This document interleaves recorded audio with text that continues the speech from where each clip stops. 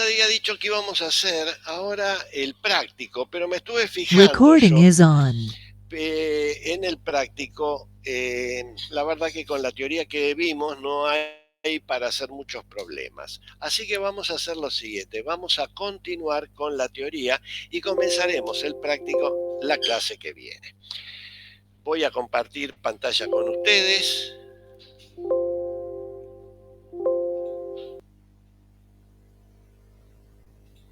Ahí está.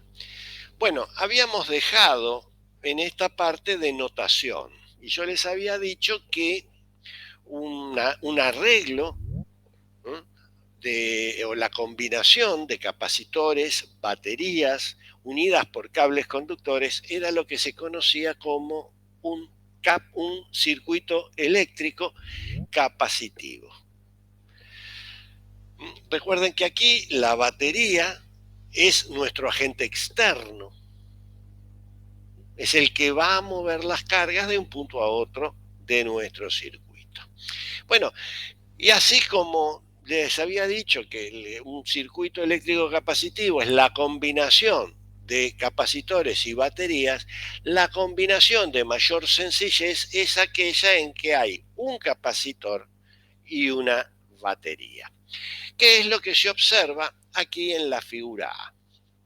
En la figura A vemos un circuito eléctrico, porque es una combinación de un capacitor, una batería, unidas por cables conductores. Y en este cable conductor, en el cable conductor que hay sobre la derecha de la figura A, vemos que hay una llave que está abierta. Recuerden ustedes que el agente externo se caracteriza por su trabajo por unidad de carga que es capaz de hacer. Y recuerden ustedes que ese trabajo por unidad de carga no es otra cosa que la diferencia de potencial. De ahí es que la batería o la pila eléctrica está caracterizada por su diferencia de potencial. Así es cuando ustedes van, por ejemplo, y quieren comprar para su control remoto una pila eléctrica, preguntan si es de 1,5 voltios, de 9 voltios. Depende de la diferencia de potencial que hay entre sus extremos, que no es otra cosa del trabajo que por unidad de carga puede hacer. Esto es principalmente en el caso de las pilas. Las baterías, como dijimos, no es lo mismo una pila que una batería, pero por ahora indistintamente vamos a utilizar esos, eh, esa designación del agente externo. Bueno, ahí está, tenemos un circuito eléctrico capacitivo, y como este circuito eléctrico capacitivo, yo les dije, es el de mayor sencillez, pues aquel que involucra a un capacitor y una batería, a este circuito se lo llama circuito elemental.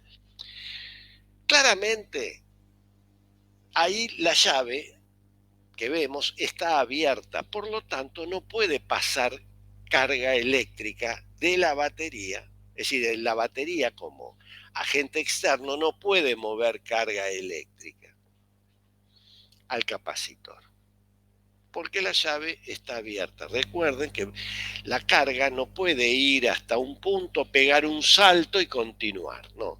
Tiene que haber un camino continuo, una continuidad, de ahí se lo llama también continuidad, entre un punto y otro. ¿Cómo hice yo para formar este capacitor? Y bueno, me fui a la ferretería, por ejemplo, pedí un capacitor de tantos microfaradios o picofaradios. También compré una pila eléctrica, una batería y una cantidad de cable eléctrico. Y los dispuse, los conecté de esa manera que se ve. No había muchas formas para conectarlo. Y también de paso compré la llave eléctrica. Así es que cuando el ferretero me vendió el capacitor, el tipo me lo vende descargado. La pila está cargada, como se dice.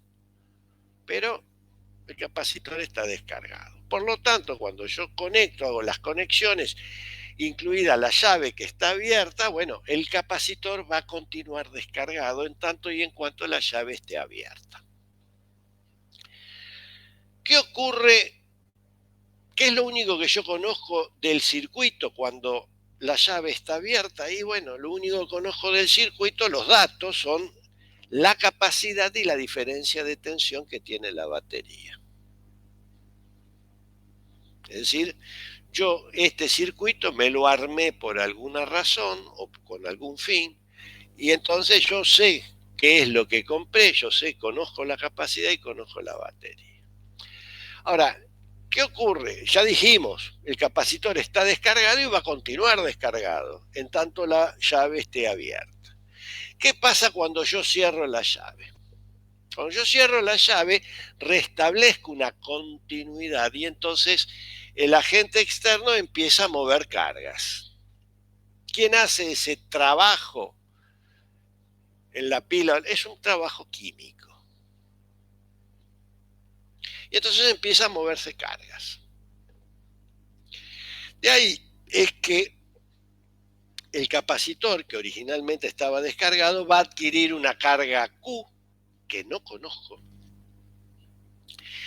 Y claramente, si el capacitor adquiere una carga Q, también va a haber una diferencia de tensión entre sus placas, mejor dicho, entre los extremos del capacitor, y esa diferencia de tensión la voy a llamar delta V sub C. Tampoco la conozco. Es decir, yo sé que el capacitor se va a cargar. ¿Con qué carga? No lo sé. ¿A qué diferencia de tensión va a estar sometido el capacitor? Tampoco lo sé. Es decir, yo tengo dos incógnitas: la carga y la diferencia de tensión del capacitor. ¿Qué significa resolver un circuito eléctrico capacitivo? Significa las incógnitas, es decir, las cargas y la diferencia de tensión en este caso, escribirla en términos de los datos. Para hacer esto, de escribir las incógnitas en términos de los datos, vamos a resolver el problema planteándolo como un sistema de dos ecuaciones con dos incógnitas. Es decir, que yo voy a tener que encontrar dos ecuaciones que me vinculen una o dos incógnitas con los datos. La primera ecuación que uno encuentra, noten ustedes que si tengo dos incógnitas necesito dos ecuaciones. La primera ecuación es la propia definición de capacidad. Ustedes dirán, bueno, pero la definición de capacidad es una igualdad, es una definición. Sí, pero como en uno de sus términos tengo incógnitas, entonces esa igualdad pasa a ser una ecuación. ¿Y por qué digo que esta es una primera ecuación? Bueno, la definición de capacidad me dice que es la capacidad, la carga que tiene el capacitor, en este caso Q, dividido su diferencia de tensión, en este caso delta V sub C. Noten ustedes que el miembro de la derecha yo no lo conozco. Si bien conozco el miembro de la izquierda, el de la derecha no lo conozco. Por esa razón que esta igualdad pasa a ser una ecuación. Bueno, muy bien, ya tengo una de las ecuaciones. Me hace falta otra. ¿De dónde la puedo sacar, la otra ecuación? Y bueno, cuando uno no sabe de dónde, hay que ir a las ecuaciones básicas de la electrostática. Y la ecuación básica de electrostática que vamos a utilizar es la segunda, la que me dice que la suma, que el trabajo por unidad de carga alrededor de una trayectoria cerrada tiene que ser cero. Ahora, primero de todo, para aplicar esto tengo que encontrar una trayectoria cerrada. Es decir, tengo que salir de un punto y volver a ese punto de partida. No a través del mismo camino, sino a través de caminos diferentes. Entonces, en el caso del circuito elemental que nosotros estamos trabajando, noten ustedes que no hay muchas opciones de caminos cerrados. Hay una sola, que es que yo acá las numero como 1, 2, 3, 4 y vuelta a 1. Es decir, el camino cerrado C que yo voy a elegir es el camino que va del punto 1 al punto 2, del punto 2 al punto 3, del punto 3 al punto 4 y del punto 4 al punto 1. Es decir, que esta integral que tengo acá, que la he escrito aquí, es equivalente a menos la integral entre 1 y 2, menos la integral entre 2 y 3, menos la integral entre 3 y 4, menos la integral de 4 a 1. Y la suma de todas de estas cuatro integrales tiene que ser igual a 0. Ustedes se preguntarán, yo les había prometido que nunca iban a tener que resolver una integral y van a ver que no las vamos a tener que resolver. Es decir, resolverlas en el sentido que ustedes están acostumbrados en análisis 1, a buscar una primitiva o ir a una tabla de integrales o utilizar algún método. No, acá no, acá lo vamos a resolver a través de los conceptos físicos que hemos aprendido. ¿Y cómo hacemos esto? Y bueno, vamos a ver el cálculo de las integrales. Primero y principal, permítanme volver acá. Vamos a ver la primera integral, la integral entre 1 y 2. ¿Cuánto vale la diferencia? Recuerden que el resultado de esta integral es la diferencia de potencial que hay entre los puntos 1 y 2, que se muestran ahí en la figura. Noten ustedes que el punto 1 y el punto 2 están conectados por un cable conductor. Como están conectados estos dos puntos por un cable conductor, y dijimos que en un conductor el potencial es único, significa que el punto 1 y el punto 2 están al mismo potencial. Si el punto 1 y el punto 2 están al mismo potencial, la diferencia de potencial entre esos dos puntos, ¿cuánto va a ser? 0. Por lo tanto, la integral, la primera integral entre 1 y 2 es 0. Noten ustedes que la integral entre 3 y 4,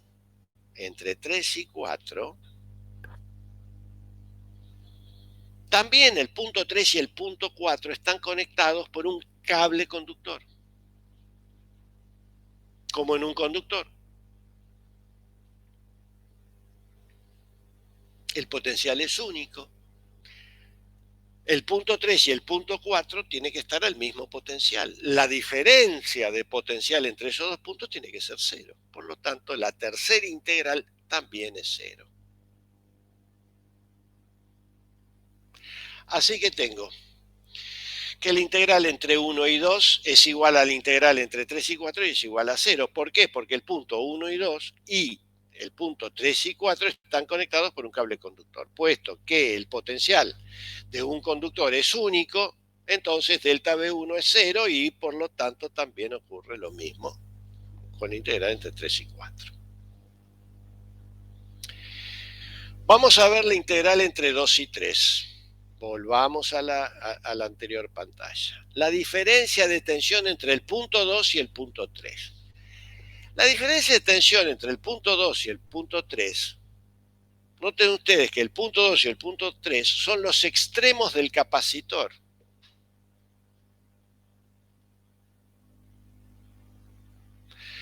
Y ya dijimos que estos extremos están a una diferencia de potencial que es delta B sub C, que yo no conozco. Pero tengo que ser coherente. Si la llamé delta B sub C, ahora el resultado de esta integral, de la integral entre 2 y 3, tiene que ser delta B sub C. Te dirán, pero no lo conoce. Sí, macanudo, pero tengo que hacerlo. De ahí es que La integral entre 2 y 3 es delta B sub C. Yo sé que vale eso. Lo que pasa es que no sé numéricamente, pero esto lo estoy haciendo para averiguar. Finalmente me queda la integral entre 4 y 1. Noten ustedes que la integral entre 4 y 1 es la diferencia de tensión que hay entre los extremos de la batería. La historia es la siguiente. Un extremo, el punto 4, está a menor potencial y el punto 1 está a mayor potencial. Como yo voy de menos potencial del punto 4 al punto 1, es decir, estoy en una subida de potencial, menos esta integral es negativo. De ahí es que resulta que la integral entre 4 y 1 es menos delta B. Delta B es conocido porque recuerden que es un dato. Entonces, ¿qué resulta de la ecuación 1? De la ecuación 1 resulta que delta B sub C menos delta B es 0, es decir, que delta B sub C es igual a delta B. Noten ustedes que ahora yo conozco cuánto vale esta segunda ecuación, me permite a mí conocer cuál es la diferencia de tensión que hay en el capacitor. La diferencia de tensión que hay en el capacitor es igual a la diferencia de tensión de la batería. Noten ustedes que ahora de las dos ecuaciones, de las dos incógnitas que tenía, ya conozco una. Por lo tanto, si esta ecuación delta B sub C la reemplazo en la primera ecuación, que era la definición de capacidad, obtengo la segunda incógnita, que es Q. Y Q resulta ser que es C por delta B. De esta manera, noten ustedes que ahora hemos hallado las dos incógnitas que tenía. Ahora las dos incógnitas son datos. ¿Por qué? Porque están escritas en términos de los datos. Es decir, hemos resuelto nuestro circuito elemental. De esta manera es que se resuelven los circuitos eléctricos. Nosotros teníamos originalmente este circuito elemental y ahora tenemos este que está acá resuelto. Vamos a ver ahora otro arreglo u otra combinación de capacitores y baterías. En este caso, vamos a disponer, tenemos dos capacitores, C1 y C2, y una batería. Nuevamente, ¿cómo construí este aparato, este circuito, el de la figura A?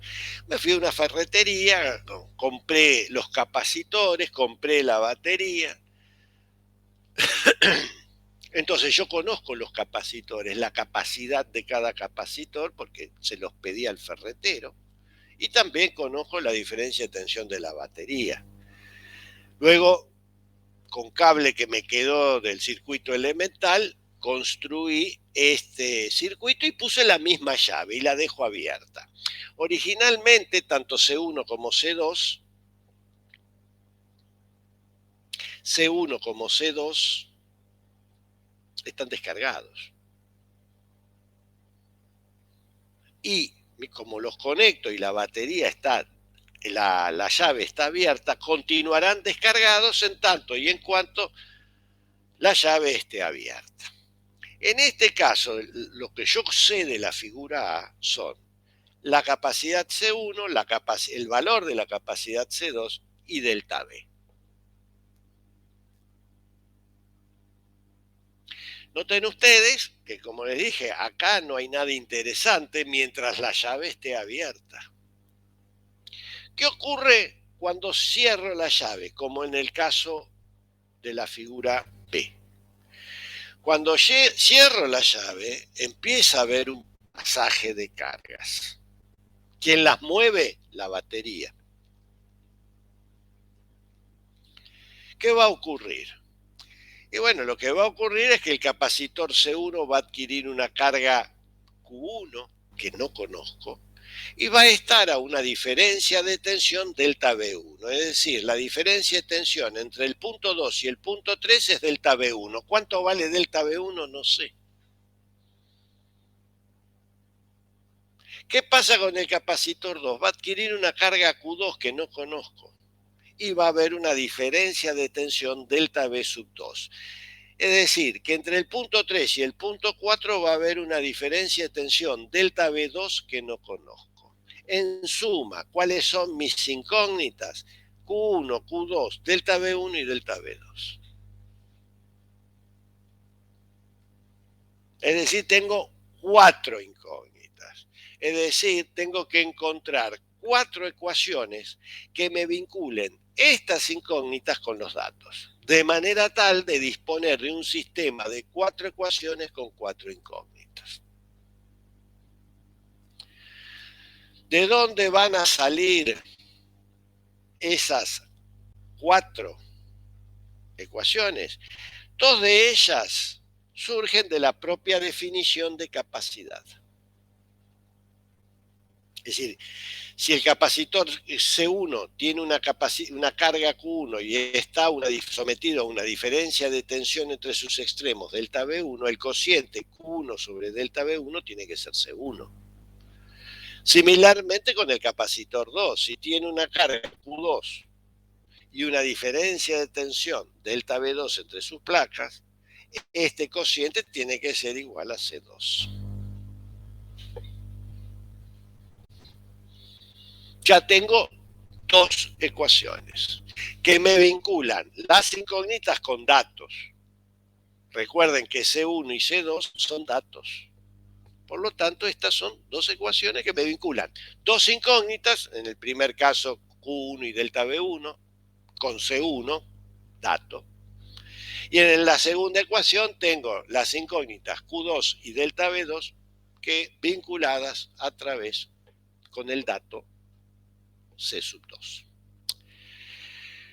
Bueno, ¿de dónde van a salir las otras 2 ecuaciones? Y bueno, nuevamente, acá hay que aplicar las leyes de la electrostática. Vamos con la ley de Gauss.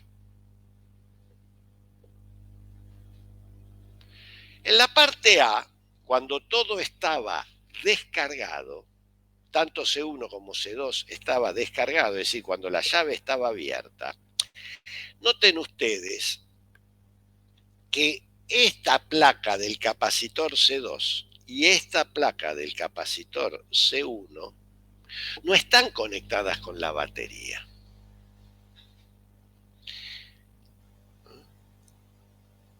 Por lo tanto, cuando los capacitores estaban descargados, si yo tomo como superficie cerrada S, la que se ve acá en la figura A, claramente al estar descargados, estas placas están con carga cero, por lo tanto el flujo a través de campo eléctrico a través de la superficie S es cero.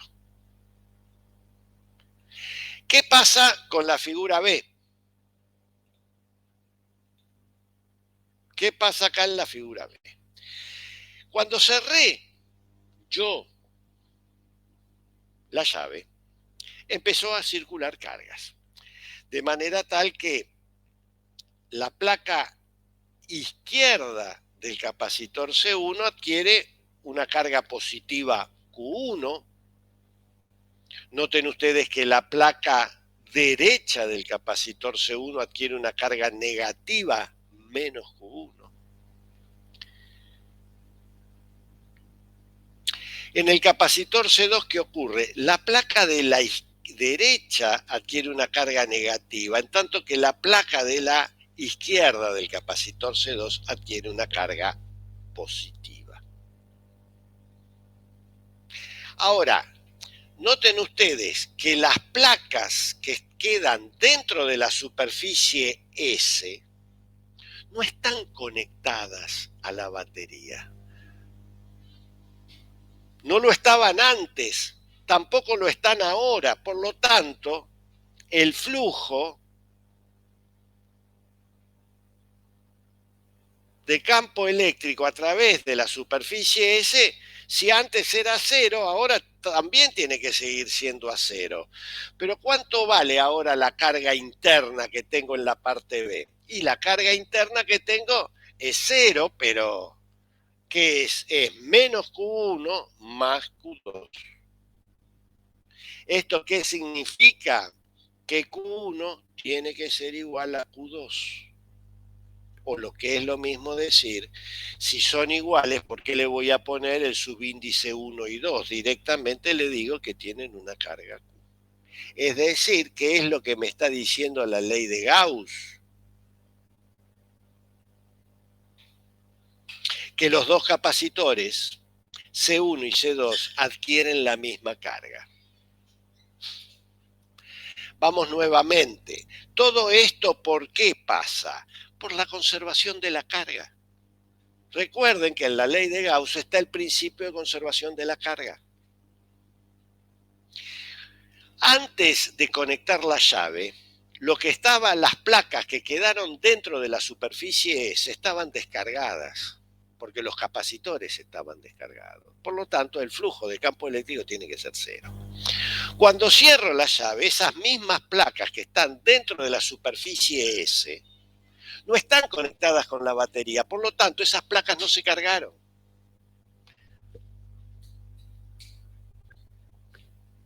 Esas placas no se cargaron. Por lo tanto, que si tienen cargas, su suma tiene que ser 0. De ahí es que menos Q1 más Q2 es 0, es decir, que Q1 tiene que ser igual a Q2. ¿Por qué? Por conservación de la carga. Yo no puedo inventar las cargas, pero sí las puedo redistribuir. ¿Qué ocurre? ¿Cómo es que acá me quedó un exceso negativo Q1 y de este un exceso positivo Q2? Y noten ustedes, esto, las cargas, que originalmente era 0, se redistribuyeron debido a que esta placa adquiere una carga positiva, entonces todas las cargas negativas se vinieron acá. Y esta placa, que está fuera de S, que tiene una carga negativa, hace que todas las cargas positivas vengan acá. Pero redistribuí cargas, no agregué ni saqué. Por eso es que ambos capacitores tienen la misma carga Q. Así que ya tengo de ahí, de la ley de Gauss, tengo que Q1 es igual a Q2 es igual a Q. Eso es, ¿qué me está diciendo eso? Eso es la tercera ecuación. ¿De dónde sale ahora la cuarta ecuación? Y bueno, de la circulación de campo eléctrico. ¿Y cuál va a ser mi camino cerrado? Noten ustedes que acá, también en esta situación, no hay muchas opciones de elegir camino cerrado. El camino cerrado por donde se mueven las cargas, ¿cuál es? Y es la que se ve aquí, 1, 2, 3, 4, 5, 1. Salí del punto 1 y volví al punto 1. Noten ustedes lo siguiente, yo acá podría haber salido del punto 2 y volver al punto 2. Hubiese sido exactamente lo mismo. Y noten ustedes que yo acá giro en el sentido de las manecillas del reloj. Lo puedo hacer en el sentido opuesto y el resultado sigue siendo el mismo. Bueno, vamos a hacerlo en este camino. Quiere decir que la integral esta, que es 0, la puedo escribir como la integral entre 1 y 2, la integral entre 2 y 3, la integral entre 3 y 4, la integral entre 4 y 5 y finalmente la integral entre 5 y 1. Bueno, vamos a hacerla. Nuevamente, la integral entre 1 y 2. La integral entre 1 y 2 me tiene que dar la diferencia de potencial que hay entre los puntos 1 y el punto 2.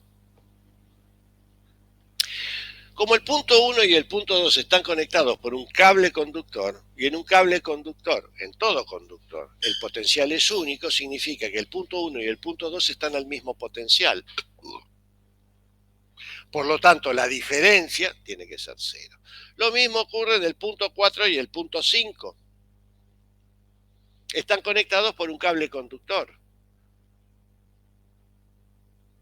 Nuevamente, el punto 4 y el punto 5 están al mismo potencial, la diferencia de potencial es 0. O sea que la integral entre 1 y 2 y la integral entre 4 y 5 son 0. ¿Cuánto vale la integral entre 2 y 3? Y la integral entre 2 y 3, nosotros dijimos que la diferencia de tensión que hay entre 2 y 3 es la diferencia de tensión que hay en el capacitor C1, que la llamamos delta B1. No la conozco, pero tengo que ser coherente, y si la llamé delta B1 al principio, tengo que seguir llamándola delta B1 durante todo el problema. Lo mismo ocurre con la integral entre 3 y 4. ¿Cuánto vale? Delta B2, porque es la diferencia de tensión que hay entre los extremos del capacitor C2. ¿Cuánto vale? No sé, lo estoy calculando. Y finalmente tengo que calcular la integral entre 5 y 1. Nosotros ya calculamos esta integral. Cuando voy de menos potencial a más potencial, dijimos que esto es menos delta B. Resulta entonces que la integral entre 1 y 2 y la integral entre 4 y 5 me da 0, que la integral entre 2 y 3 me da delta B1, la integral entre 3 y 4 me da delta B2, en tanto que la integral entre 5 y 1 me da menos delta B.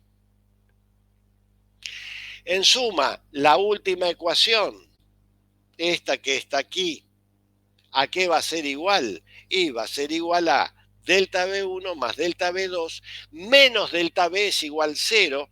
Si ese menos delta B lo paso del otro lado, pasa positivo. Así que tengo que delta B1 más delta B2 es igual a delta B. ¿Qué ocurre entonces? ¿Cuáles son las 4 ecuaciones que he encontrado? Que Q1 sobre delta B1 es C1, que Q2 sobre delta B2 es C sub 2, y que Q1 es igual a Q2 y es igual a Q. Y finalmente que delta B1 más delta B2 es igual a delta B.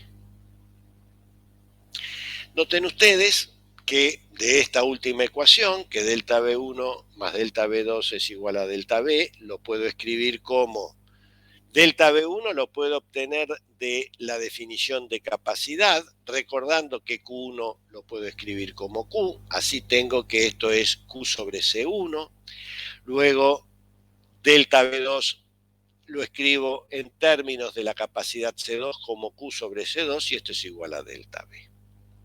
Noten ustedes que en esta última ecuación, si a 1 sobre C1 más 1 sobre C2 lo llamo 1 sobre C equivalente en serie, la anterior ecuación que está acá me permite que Q es igual a B por C equivalente en serie.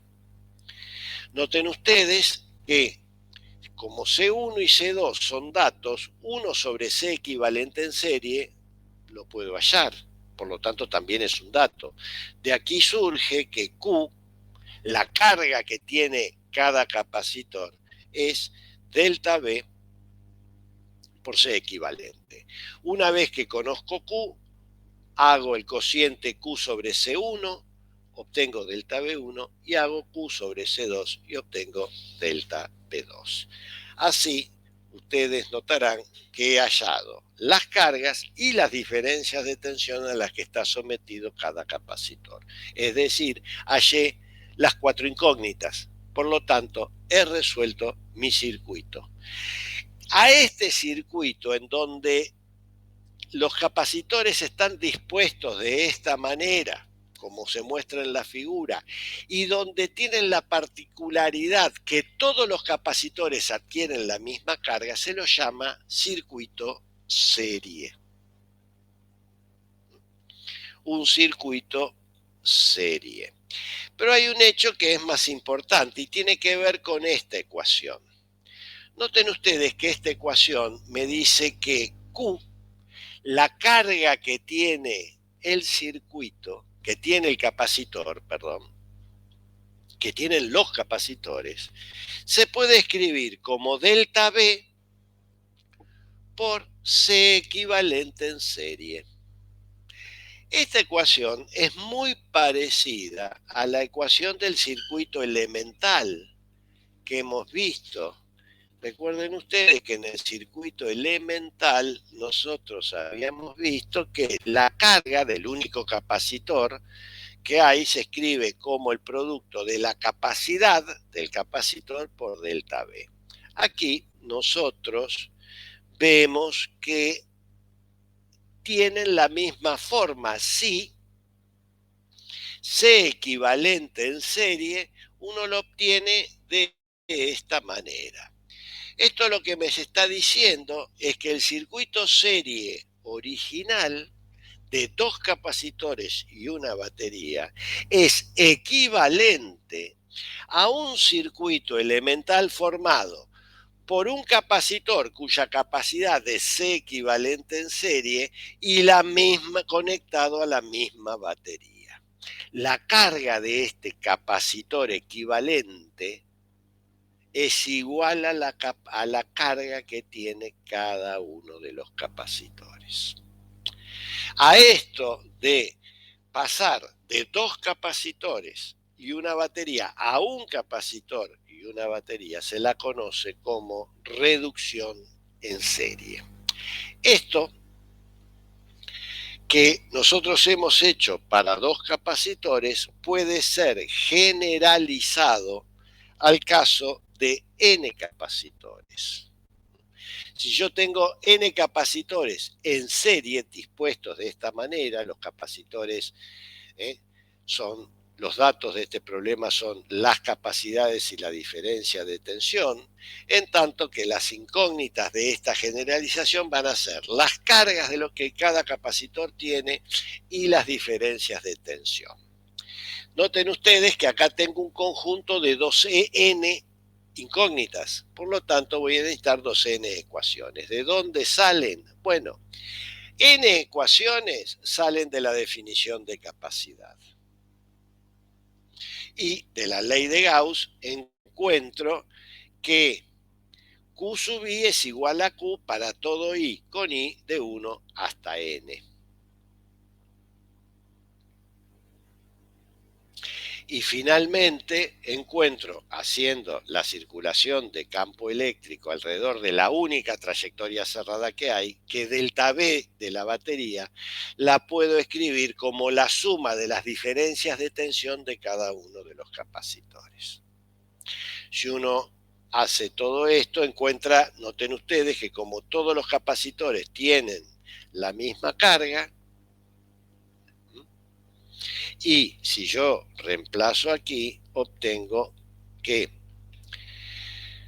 defino 1 sobre C equivalente en serie como la suma de las inversas de las capacidades, y como Q se puede escribir como delta V por C equivalente en serie, hallo la carga. Con la carga puedo hallar la diferencia de todos los capacitores. Y nuevamente, este arreglo de n capacitores en serie puede ser reducido a un solo capacitor cuya capacidad es C equivalente en serie y está conectado disculpen, a la misma batería.